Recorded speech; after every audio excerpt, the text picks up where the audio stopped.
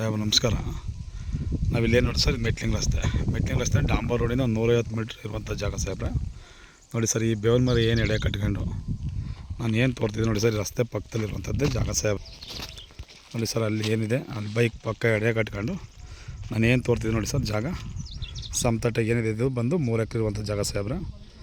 General property ಇದು ಬಂದು ಅರವಳ್ಳಿಯಿಂದ ಒಂದು 32 ಕಿಲೋಮೀಟ್ರ್ ಆಗುವಂಥ ಜಾಗ ಸಾಹೇಬ್ರೆ.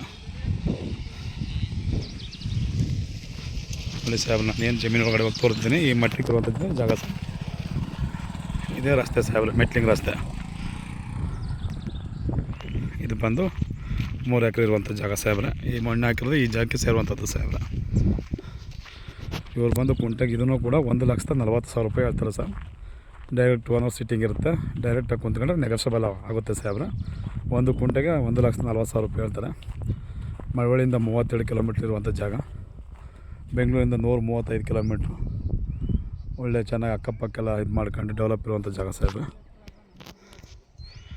ಇದೆ ಸರ್ ಜಾಗ, ಜನರಲ್ ಪ್ರಾಪರ್ಟಿ.